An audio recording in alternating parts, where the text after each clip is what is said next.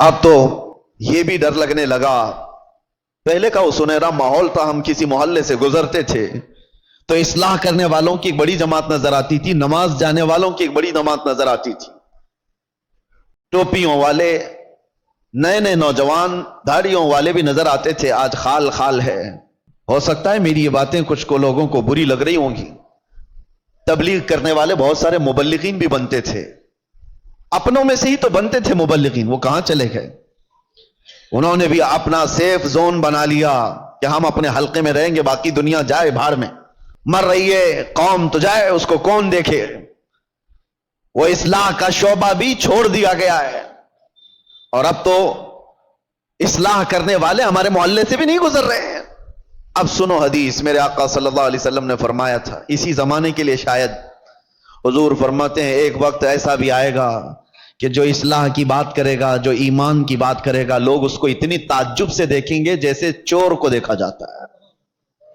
داڑھی والے کو, ٹوپی والے کو, اصلاح کی بات کرنے والے کو. حضور فرماتے ہیں جیسے زنا کرنے والے کو عیب سے لوگ دیکھتے ہوں گے, تانا دیں گے, اسی طرح سے ایک وقت ایسا آئے گا کہ مومن کو تانا دیا جائے گا, یہ دیکھو یہ مسلمان ہے, یہ دیکھو یہ ٹوپی والا ہے, یہ داڑھی والا ہے. وہ دور آئے گا, بلکہ میں سمجھتا ہوں اس دور میں ہم جی رہے ہیں. لوگ آج کیوں اپنے آپ کو ماڈرن اور اپنے آپ کو سیکولر بننے کی کوشش کر رہے ہیں؟ کیوں؟ اس لیے کہ وہ ان تانوں سے گھبرا رہے ہیں, ڈر رہے ہیں. میں محلے میں کھڑے ہو کر کے اگر کسی کی اصلاح کی بات کروں گا تو لوگ میرا پچھلا نکال دیں گے, مجھے بھی بولیں گے جمعہ 8 دن ہو گئے ابھی حج کو چلا تو. یہ سارے تانے تو سننے پڑیں گے میرے عزیزوں. کیا وہ صحابہ اکرام رضوان اللہ تعالی علیہ مجمعین نے اتنے بڑے مشن کو نہیں اٹھایا تھا جن کے پرانے حالات یہ تھے؟ حضرت انس رضی اللہ تعالیٰ عنہ فرماتے ہیں مجھے جب یہ حدیث پڑھتا ہوں تو رونگٹے کھڑے ہو جاتے ہیں. عشق اور محبت کہتے کسے ہیں؟ حضرت انس کہتے ہیں شراب ابھی حرام نہیں ہوئی تھی, مدینے میں لوگ شراب پیتے تھے, سب دھیرے دھیرے شراب حرام کی گئی ہے. ایک وقت ایسا آیا تھا کہ شام کا وقت تھا, قہبہ خانے جہاں پر شراب بکتی تھی لوگ آ کر کے بیٹھ کر کے پیتے تھے جیسے ہوٹل ہوتے ہیں. حضرت انس کہتے میں شراب لوگوں کو پیالوں میں بھر کر دیا کرتا تھا.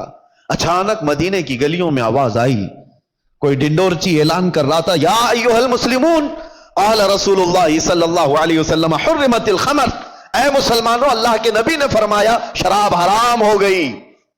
اعلان کانوں میں سنا. حضرت انس کہتے میرے ہاتھ سے پیالی گر گئی. ہمارے ایک کرم فرما کلکتے میں رہتے ہیں, ان کو جلالی مولانا لوگ کہتے ہیں. انہوں نے مجھ سے بتایا کہ میں نے اپنی مسجد میں 2-3 جمعہ اس مسئلے کو سمجھایا کہ آدھی ادھوری نماز پڑھ کر مسجد سے واپس ہو جانا منافقوں کا طریقہ تھا, یہ سچے مسلمانوں کا طریقہ نہیں ہے. آپ اگر ہفتے میں 1 روز جاتے ہیں جمعہ پڑھنے کے لیے تو 2 رکعت ہی پڑھ کر کے مت آئیے. آپ جائیے تو پہلے 4 رکعت جمعہ کی سنت پڑھیے, پھر امام کے ساتھ 2 رکعت فرض پڑھیے, پھر 4 رکعت سنت پڑھیے, پھر 2 رکعت اور سنت پڑھیے, پھر 2 رکعت نفل پڑھیے. اس طرح سے اور دنوں میں تو ظہر کی نماز 12 رکعت ہے, مگر جمعہ کے دن 14 رکعت پڑھی جاتی ہے. انہوں نے کہا میں نے 2-3 جمعہ مسجد میں تفصیل کے ساتھ مسئلہ بتا دیا اور کہا کہ کوئی مسجد سے بغیر سنت پڑھے ہوئے نہیں جائے گا. 1 جمعہ گزرا, 2 جمعہ گزرا, 3 جمعہ گزرا, مسئلہ میں بتاتا رہا, لیکن پھر بھی کچھ منچلے مسجد سے نکل کر کے جاتے رہے اور سنت بغیر پڑھے مسجد سے باہر ہو جاتے تھے. ایک جمعہ کو مجھے جلال آیا اور میں نے پہلے ہی سے ڈنڈا لا کر کے اپنے مصلے کے بغل میں رکھ لیا تھا, اس لیے کہ میں سمجھ گیا کہ یہ قوم سمجھانے سے نہیں درے سے مارتی ہے. تب ان کی سمجھ میں بات آتی ہے. ان کو درے فاروقی کی ضرورت ہے, عمر فاروق اعظم کا درہ ان کو صحیح کرے گا. ان کو پیاری باتیں نہیں اچھی لگتی ہے.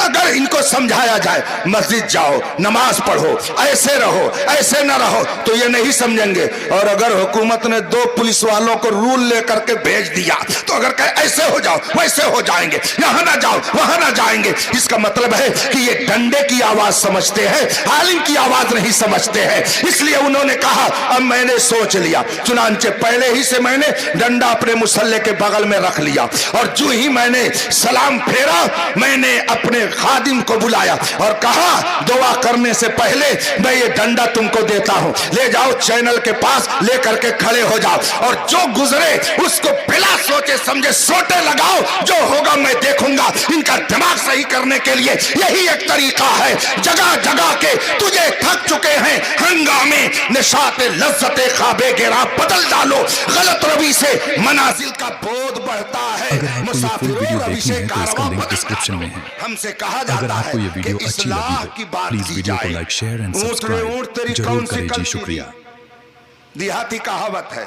आपके अकीदे को दुरुस्त। मेरे अजीजों, एक बात मुझे याद आती, एक नौजवान का किरदार बड़ा अजीब था। मीलाद का दिन था 12 रबीउल अव्वल। मैं ट्रेन से उतर रहा था, एक नौजवान मुझसे कहने लगा, हजरत मैं चाहता हूँ कि आज हुजूर की बारगाह में कोई अच्छा तोहफा पेश करूं। साथ झंडे, कुमकुमे, मिठाइयाँ सब लगा करके तो तोहफे पेश करते। उसने कहा मैं कुछ ऐसा करना चाहता हूँ हुजूर पाक सल्लल्लाहु तआला अलैहि वसल्लम को खुश हूँ। मैं उतर रहा, अचानक ज़हन में बात आई, कहा अल्लाह के नबी के अखलाक ये थे कि वो बूढ़ों की मदद करते, उनका बोझ उठाते। मक्का में हुजूर मशहूर थे इस बात पर। हम उतर रहे हैं, देखो ट्रेन से कोई बूढ़ा उतर रहा, उसका सामान उठाकर पहुंचा दो, सुन्नत है ये भी। और आज 12 रबीउल अव्वल है, तुम हुजूर की बारगाह में खिराज अकीदत पेश। ये बात कहा और मैं गुजर गया। एक बूढ़ी औरत 2 बड़े बड़े शॉपर लेकर आ रही, उसके पास गया और कहा कि अम्मा जी मुझे दो, मैं उठाता। वो पहले तो घबराई, कहा कि तू क्यों उठाएगा, तू कुली है क्या, है मेरा सामान क्यों नहीं दूंगी, नहीं दे रही थी। और क्यों दे अजनबी को। इसने इसरार किया, अम्मा जी दे दो उठा लूंगा। कहा इतना क्यों कह रहा है बेटा, तू सामान लेके भागना है, क्या करना है। उसने साफ साफ समझा, अम्मा जी बात ये है आज 12 रबीउल अव्वल की तारीख है, हमारे प्रॉफेट मोहम्मद सल्लल्लाहु अलैहि वसल्लम का जन्मदिन है और उनकी आदत थी कि वो बूढ़े लोगों का बोझ अपने हाथ उठाते थे। मैं चाहता हूँ कि उनका अमल दोहराऊं,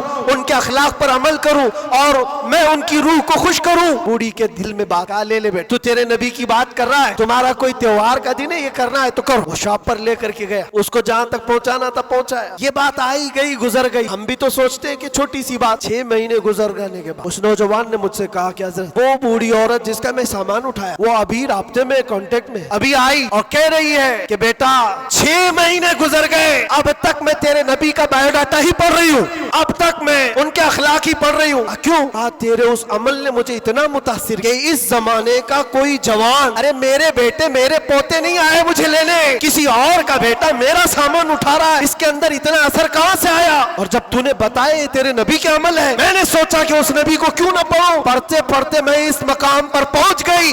बताओ तेरा नबी कहाँ है, मैं भी जाऊं गुलामी में शामिल हो जाऊं। आप सल्लल्लाहु अलैहि वसल्लम की 10 ऐसी सुन्नतें जो आप रोज कर सकते हो इंशाअल्लाह। पहली सुन्नत, टॉयलेट जाने से पहले, वॉशरूम जाने से पहले अपना सर ढक लेना। नंबर 2, वजू करके सोना। नंबर 3, सोने से पहले कपड़े बदल लेना। नंबर 4, वजू करने से पहले मिसवाक कर लेना।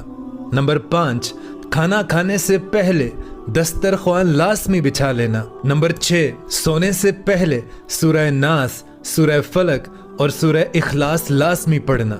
नंबर 7, हर फर्ज नमाज के बाद 3 बार अस्तगफार लाजमी पढ़ना। और नंबर 8, जब भी आप नींद से बेदार हों तो दोनों हाथों से अपनी आंखों और अपने चेहरे को मलना। और आप सल्लल्लाहु अलैहि वसल्लम ने इरशाद फरमाया कि जो शख्स मेरी एक सुन्नत को भी जिंदा करता है उसे 100 शहीदों के। ये इबादतों से कौन है जो मुझे दूर किया है? अल्लाह करीम की बारगाह में सर झुकाने से कौन सी चीजें रोक रही है?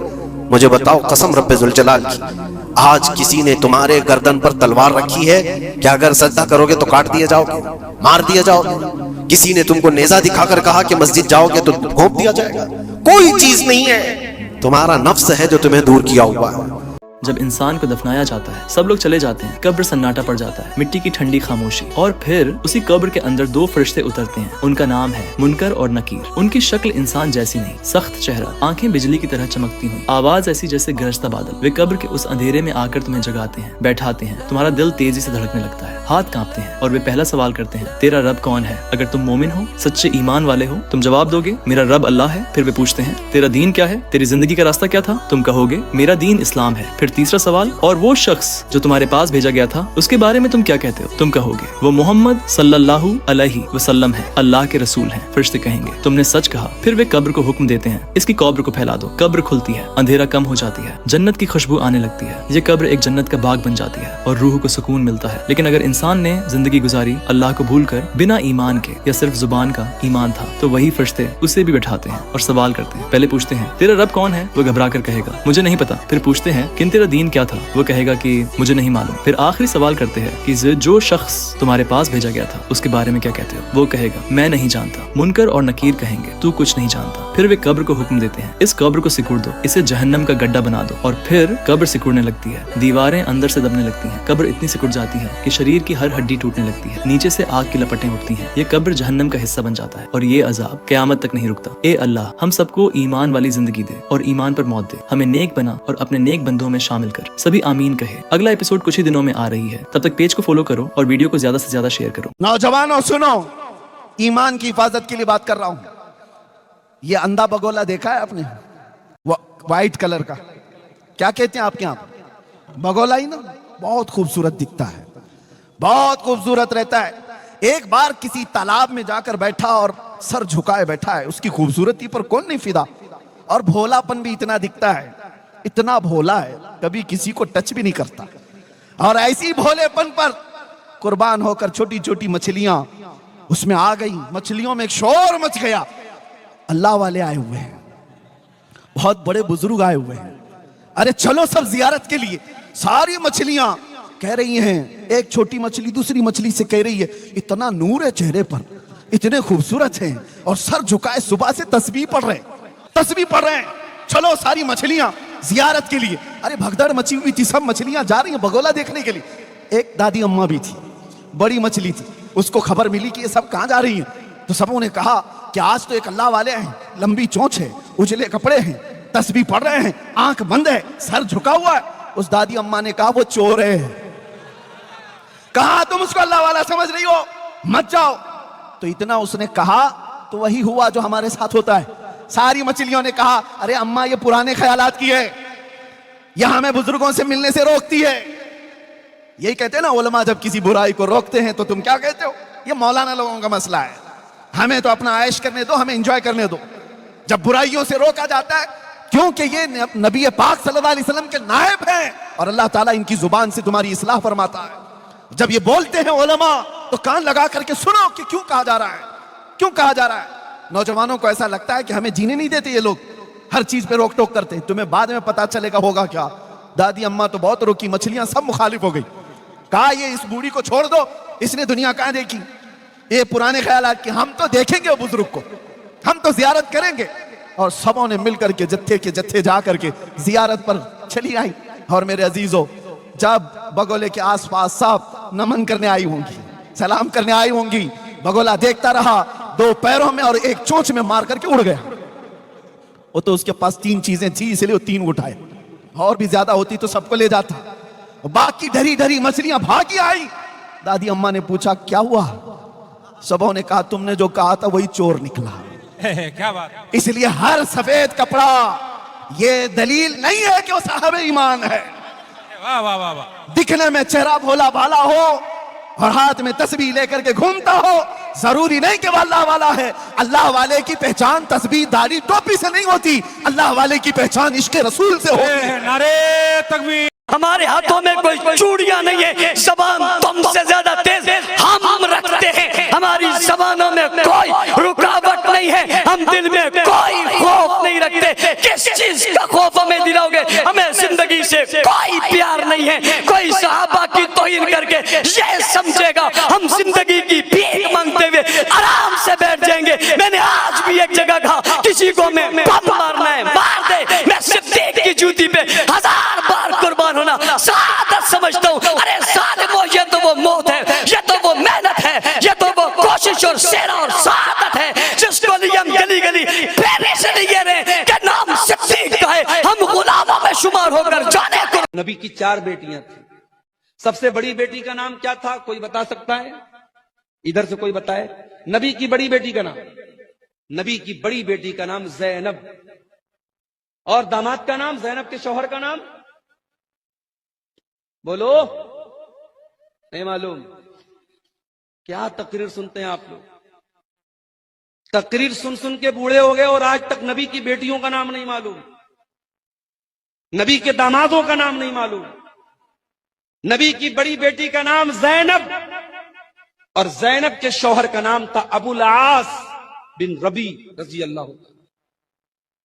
नबी की दूसरी बेटी नाम था रुकैया, उनके शौहर का नाम उस्मान गनी।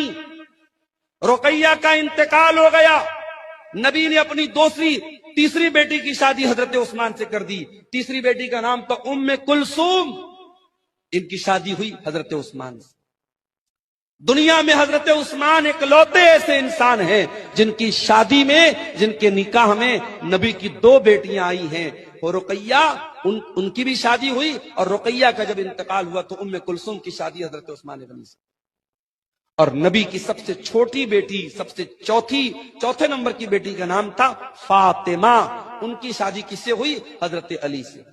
आपको पता है कि बहुत सारे लोग नमाज क्यों नहीं पढ़ते? ये वीडियो बहुत खूबसूरत है, प्लीज जरूर सुन के जाइएगा।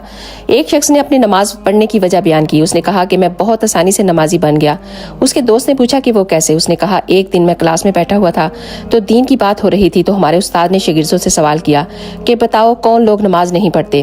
तो एक ने जवाब दिया कि जो लोग मर जाते हैं वो नमाज नहीं पढ़ते। किसी ने कहा जिनको नमाज नहीं आती वो नहीं पढ़ते। और एक शागिर्द ने खड़े होकर कहा कि जो लोग मुसलमान नहीं हैं वो नमाज नहीं पढ़ते। और एक ने कहा जो अल्लाह से नहीं डरते वो नमाज नहीं पढ़ते। उस शख्स ने कहा कि मैं सोच में चला गया कि मैं इसमें से कौन हूँ? क्या मैं मर गया हूँ? क्या मुझे नमाज नहीं आती? क्या मैं अल्लाह से नहीं डरता? क्या मैं काफिर हूँ? नहीं, मैं तो इनमें से कोई भी नहीं हूँ। तो फिर मैं नमाज क्यों नहीं पढ़ता? वो शख्स अपने आप से सवाल करने लगा कि अगर मेरी कब्र में पहली रात मुझसे सवाल किया गया कि तुम जिंदा थे, तुम नमाज भी आती थी, तुम अल्लाह से भी डरते थे, तो बताओ फिर तुम नमाज क्यों नहीं पढ़ते थे? तो मैं वहाँ क्या जवाब दूंगा?